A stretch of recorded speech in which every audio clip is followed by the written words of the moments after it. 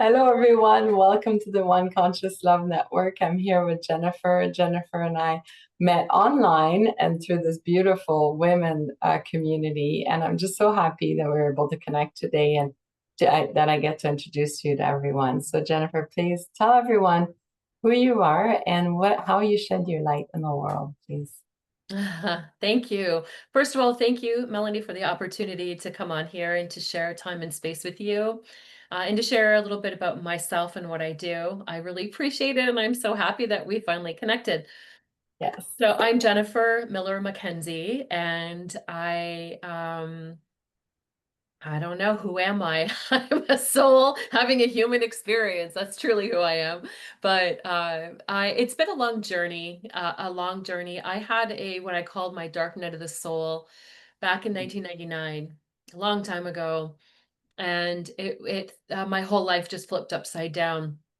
And I went from being a stay-at-home mom with two little ones to being a single mom with no job. Mhm. And at the same time, all my psychic energy just went kaboof.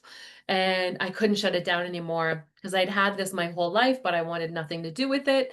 I didn't want anything to do. I was scared of it. Go away, leave me alone.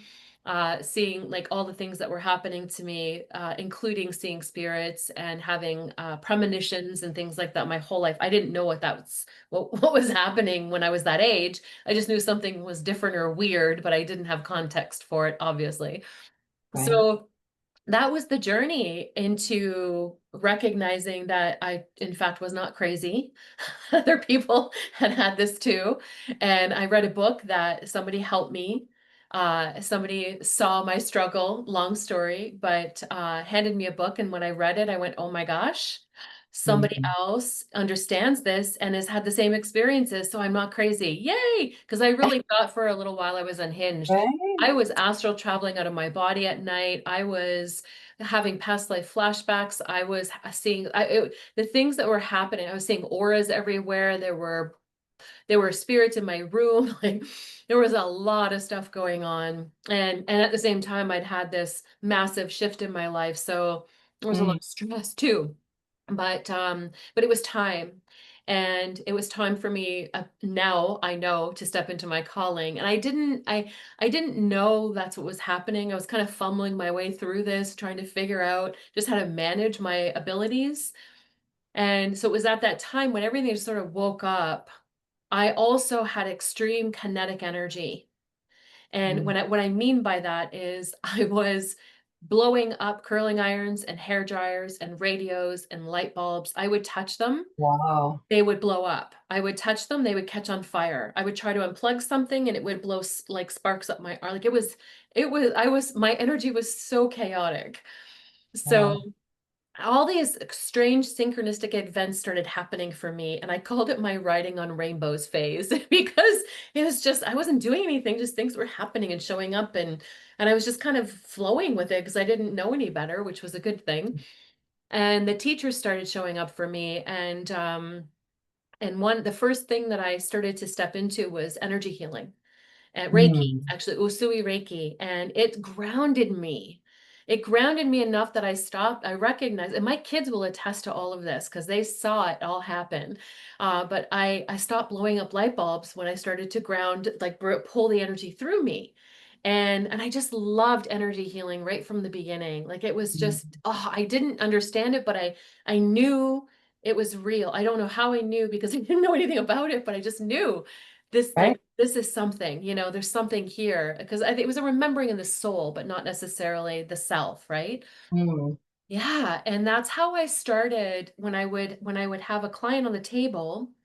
I would start doing the healing session and I would just be tuned in, and I started seeing people in spirit and Mm. situations, and I would say something and they would, how did you know that? I was like, oh my God, does that make sense to you? Do you get what I'm saying? And they're like, yeah, that's my brother, but whatever, whatever the situation was. So I started to think, wow, this is real. Like I started to make the connection, because it was almost like, well, it's over here. And I was dissociated from it, but it was happening through me now. So there Mm. was an integration process happening for me. that I started to recognize, oh, okay, because, it took me a while to realize it's me, when I was a teenager and having all these experiences with ghosts and when I was a little girl, like all through my life. I finally realized it's not the house, it's not the space, it was me connecting to this because no one else was seeing this or feeling this. So it was Mhm. these deeper levels of awareness of understanding there's something bigger out there, and I'm connected to it, and I'm becoming aware that I'm connected to it. And the journey just started to unravel from there. And people started coming to me for readings because I was studying the tarot just for fun. And this Okay. is when dial-up internet was, remember dial-up internet? So I would have to print off the page and it would take forever, but I was so Oh, passionate about it. I just loved the study and I just wanted to understand it. I was really connected to the tarot at the beginning and I would do card readings just for fun. And then people wanted to come to me for readings and then they wanted, like exchange of payment. I was like, oh, no, no, I'm doing a healing practice. And I kept pushing that away because it was such a huge responsibility. And at the mm, same time, I was back in school for social work. So I was crisscrossing the energy healing and the social work and waking up and realizing a lot about the world. yeah. And well, a little, a lot, just a different form or context for understanding life. And then I just have started evolving into readings and it took me a long time to really feel confident to do a reading. I used to have panic attacks or, well, anxiety attacks before a reading because people used to put so much give you so much power. Mhm. Tell me my life. I was like, no, no, no, that's not what it's about. And it took me a while to really feel grounded and confident and to build my confidence. I had to see a few psychics myself or mediums myself to say, am I supposed to be doing this? Because I didn't have the confidence. But over the last 25 years I've been grateful and honored and humbled to say I think I'm close to 40,000 readings now. It's been, yeah, and some of those were big larger events where I would do gallery readings, and it's called or platform mediumship where you have an audience. I did those quite a lot in the past. So it's kind of how I share my light, by helping people heal, helping them remember who they are because Mm, we're all this. I'm not special. I don't have special powers. We are all mediums. We are all intuitives. We are all psychics because we are all spirit. We're all source. We're all divine beings who are a collective consciousness of one consciousness having an experience that looks separate because we all chose these little avatars to have the experience here because we can't have the experience here as a human without using the body, but we're all connected, so we all get to share it and learn and grow in any way we choose. And if just because I was born this way doesn't mean that I get centered out. And I've been teaching for a number of years, and I can honestly say that there are some people who are very naturally gifted who don't go anywhere. And there are some people who just are so passionate about it and they study and they study and they have breakthroughs and they become incredible at what they do because their heart is so connected to wanting to serve. Because that's what it all comes down to, mm, right? How can I be in service and of service while I'm here in the best way? How can I be in service to my own soul, to my own journey in the highest and best way, so that I can be of service to others in the highest and best way? And my journey is about being the greatest expression of unconditional love that I can be while I'm here, so that I can be a reflection of that to others. So we remember who we are. mm. That's so beautiful. I love it. I love Thank, it. I thank love your journey and what took you here. That's just really, really beautiful. Thanks for sharing that. you. How do you work with people now? How do they connect with you? Do you mean like social media, or how do I actually present a session? Yeah, both, maybe. Okay. Tell us both. Okay, so I'll start Why with, choose? what's that? Why choose? Why choose? Okay, I'll say it all. Well, I offer a few different types of services, and there's two different types of readings that I do now. One is a mediumship reading, which is tuning in to connect with loved ones who've crossed over in spirit and bringing through Mm, messages. And the work that I do, again, is greatly centered around healing and transformation and remembering who you are. So It's not about having to prove anything. I'm past that. I'm done with that. Mhm. It's about really making the connection for those maybe who wanted to say something and they didn't in life, so they get to do it now, or they want to come and help someone else's heart, their loved one's heart to heal, or bring peace to their heart, bring wholeness to their experience. And that's the biggest piece is for the mediumship. It is bring humor, bring light, bring joy, and bring love, and then and bring healing to the experience. And the other is it's called a channeled life path session. And what I do is I tune in through my higher self, through my heart, your higher self. And then the guides of unconditional love who choose to step forward and share information. And I become sort of, I'm still here. I'm not in a deep trance, but I'm in a light trance and I channel divine guidance and insight that is again going to be inspiring, transformative, bring peace to your heart and wholeness to your journey, and also bring out the shadow. So it's important that the shadow work and the darkness or the unconscious parts of ourself that are not healed are just as important and valuable as our light. And the bigger our light, the bigger our shadow. So we have unconscious programs that are running that are sometimes wreaking havoc or keeping us stuck, that are usually why people come to see a psychic. Mhm. Right? That's why, because something's not working in their life. So Right.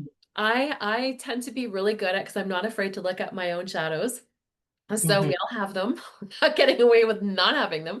And it's so helpful and transformative. Instead of just dropping in a whole bunch of information about a future potential that you can change because you can move into any timeline at any time because you're Mhm. the co-creator. It's an opportunity to kind of step into some unconscious programming and say, well, there's this going on here. And let's look at a different perspective for you so that you can move forward differently and getting to where you want to be and creating the wholeness you came here to experience. So Mhm. that's transformation. And that's the work that I really focus on. And that is my intention in doing the work, is that people leave feeling like they've shifted, transformed. They feel lighter. They feel like they've Mhm. made a connection in a way that's going to help them take steps forward in the direction they want to go. And then some information about the future may come in, but they're always potentials. That's so beautiful. How did you come about doing this type of work? Years of evolving, and I also am a Mhm. channel for energy healing as well. Of that was how it all started, right? So just years of I took classes, so I had this ability, but I didn't really know what to do with it. And Right.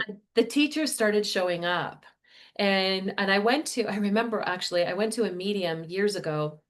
I'd heard about her. She had a radio show and she was really good. And she was the vice president of Lilydale Assembly in the States, which is a community of mediums. A wonderful lady. And I went for a reading, and then she called me about 3 months later and asked me if I could help her with something. And then she ended up taking me under her wing one on one and started teaching me how to do the whole, because she was a master astrologer, an incredible physical medium, and knew the tarot, and so she started teaching me one on one, and then she started a mediumship class for me so that I could practice. And then she got sick shortly after that and passed away about 2 years later. So I got to spend almost 4 years with her, which was amazing. That was a real starting point. And then I started taking classes at Lilydale to help refine my skills and help me tune in and get past myself and feel more confident. And then eventually my guides came online, and my guides would share things, and I would just keep evolving and changing because I want to continue to serve in the best way that I can. So as I grow and learn and heal or shed the layers of conditioning that I have experienced, I get to be a clearer channel, and it just kind of evolved that way, that now that's kind of how it happens. And it's fun because I can just check myself out and and let the higher self do the work, and just I'm just the messenger. I'm just the channel. With Mhm. healing, we're not healing anyone. We're just creating really coherent patterns in the field for that person's intelligence system to pick up that frequency and align their own system back into coherence or into order. Oh, I love that. Can you say that again in more? easy words so people can really connect to that, because that is so true and so beautiful. Yeah, we are all healers. We all self-heal. We know that, but we forgot. And there's an emotional, mental, physical, and spiritual component to our healing. And everything is vibration and frequency. So if you're in a state of dis-ease, your body's in a state of dis-ease, then you have a pattern in the field that's not coherent. So, right, you're a walking energy. So imagine a block. We have all these energy meridians. There's a block of energy there because the information's not moving through clear. So and we share imprints, where we all have these imprints, and those who are called to you or come to you for energetic healing are coming to you for a reason, because you have something to share with them that's going to be helpful. You have a pattern in the field, and you also can be very coherent. So I do my own inner work, meditation, breath work every day to be as coherent as I can, so I can channel really coherent energy from the quantum to help people align their frequency. When I bring coherent energy through, then they pick that up and organize it the way they need to in order to heal themselves. So beautiful, such an inspiration. I love it. I'm Thank you. sure I could listen to you all day and ask a lot of questions. We could have big conversations, I'm Oh sure. my gosh, I love it. I love it. We could I could talk listen to about you my, too. yeah, we could talk about my upcoming dissertation. Maybe you want to Woo! write it with me. Oh my gosh, amazing. Seems Congratulations. like a lot. But yes, it'll be a project. Oh yeah. Oh, But I think awesome. it's gonna be about quantum healing, so I'm getting excited about that. If I can help in any way, I don't know if I can, but if I can, I would be happy to share anything that I know if it's helpful at all. You can be one of my proofreader. Yeah. Yeah, absolutely. The one question I always ask everyone is, what is one conscious love to you? Oh, one conscious love. To give me a moment to move into my heart and take pause while I tune into that.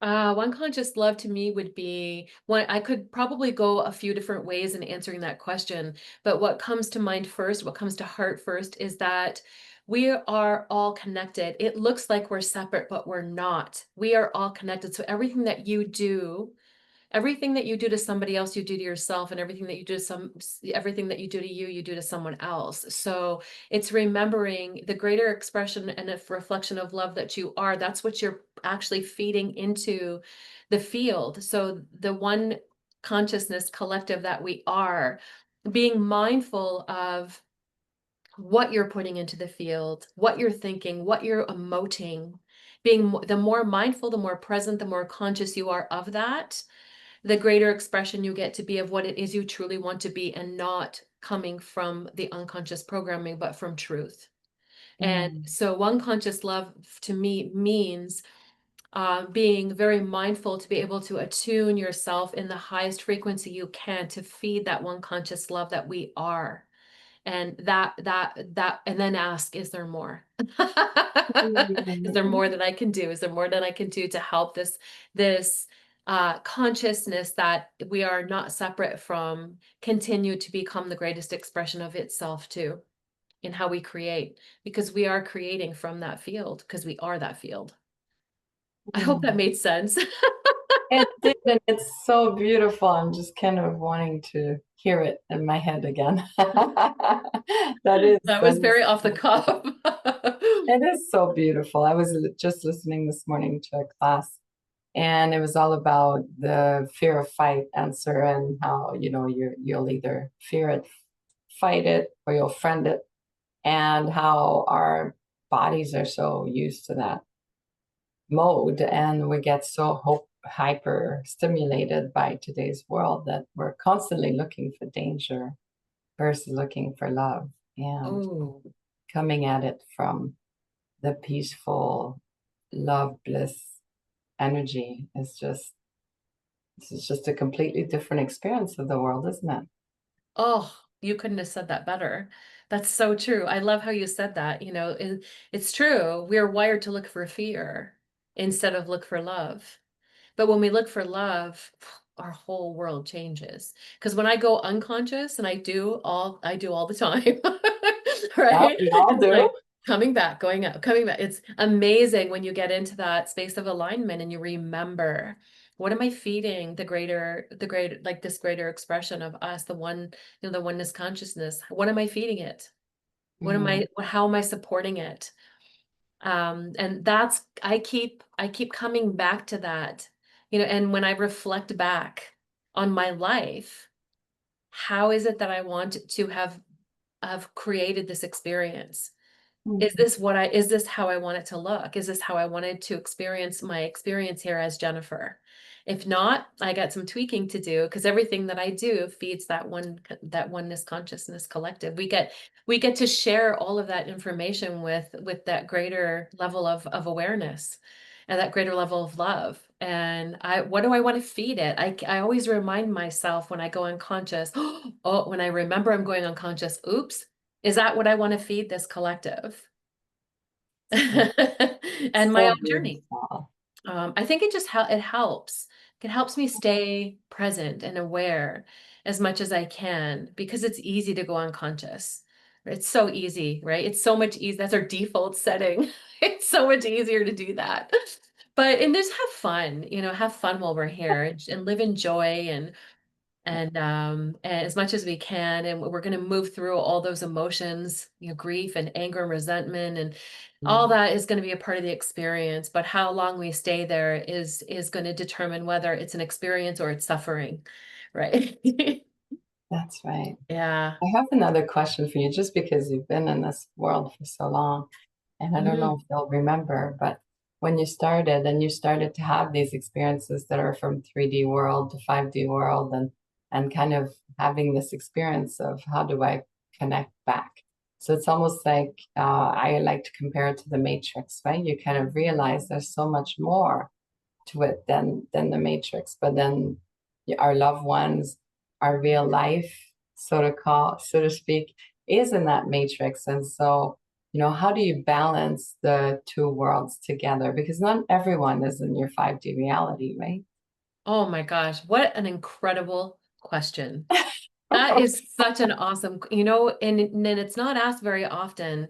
And I can actually answer that now. 6 years ago, I would not have been able to answer that, but I can answer That's it why now. it came then. Authentically, I can answer it now because I went through this and I realized. So and this, I see this in the journey. I'm not speaking for everyone's experience. I can only speak for mine, but I do see a pattern because I do see a lot of clients. So over the years, and you start out with, I call it spiritual amnesia. You forget who you are. And then you have this remembering of who you are. And then you're in that world. And that feels like Mhm. all you're in. And then, you're trying to balance like between the 3D and this other world. And then um you go almost back into that experience again, but then you're coming back to, so it's coming from the spiritual amnesia into the awakening and the remembering. And then it's this, how it came through for me was, I was in an experience, I was in a mystical experience, and I was shown the fourth dimension and how it works. And I Mm, was shown how to move through the emotional energy, and how we have emotional attachments, and we have to move through the fourth dimension before we can move through the fifth dimension. Like to go back, right? So mm, I was shown how to walk the middle path and how to understand both. And that's what helped me really integrate and recognize what the goal of truly is that I've experienced. And I started to really get it when I heard the gurus now, because I didn't get it then because I wasn't ready to hear it.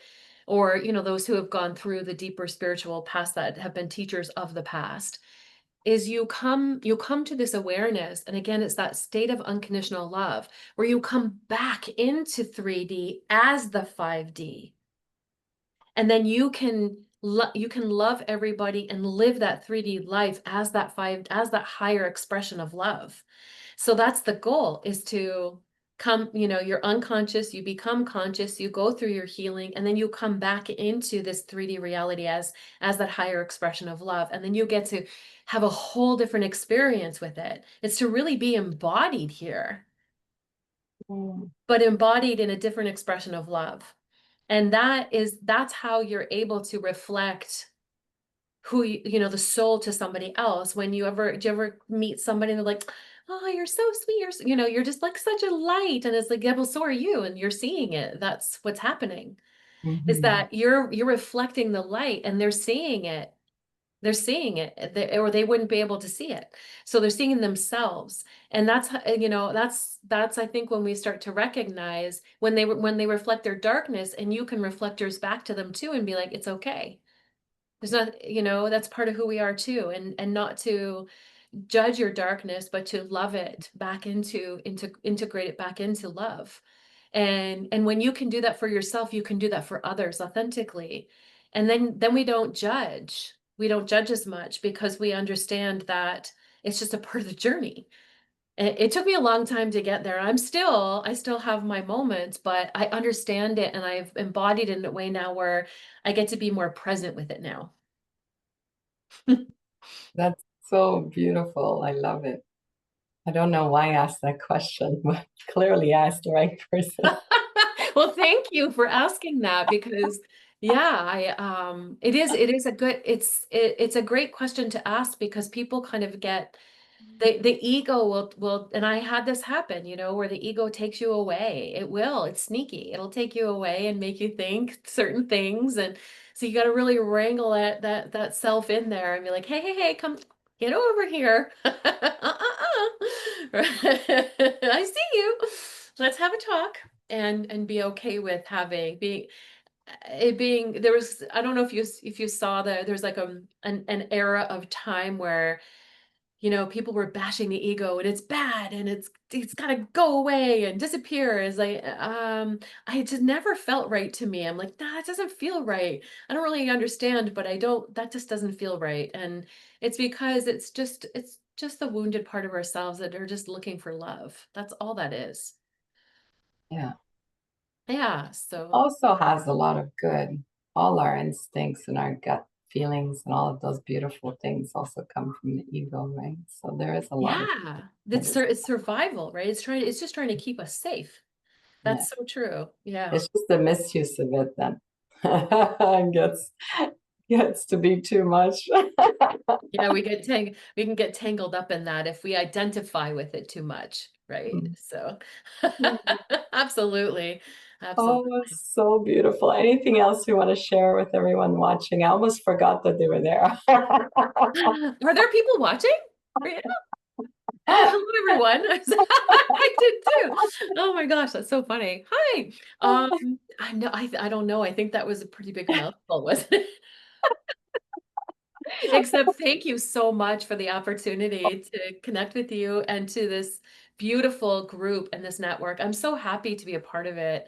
It's such a wonderful thing that you're doing. It is what a great way to network and to build a more conscious connection for people to be able to come and learn and relate and feel the heart-centered connection that we all are, and just keep growing and growing and growing and amplifying from love. I love it, and I'm really grateful to be a part of it. Thank you. Thank you, love. I'm so glad that you are a part of it and that you will be coming back and having more and more into the One Conscious Love Network for sure. We want to see a lot more of you. Oh, And thank we're you. going to put all your links in the comments so people can easily find you and connect with you because that was beautiful. And I know there's a lot of beauty to you. So I want to make sure they really get to discover all of you.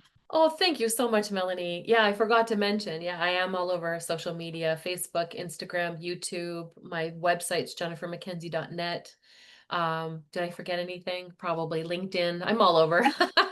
I'll give you the link. Oh, I think I We'll did put give you all the the links and then beautiful. people will Thank you. click on them because that's what technology is for. It's wonderful. Excellent. Thank you Thank so you much, so love. much. And thank you everyone for watching. I'm so glad that you did. And we'll Thank look you. forward to your comments and questions. Don't be shy. Thank you. Thank you so much.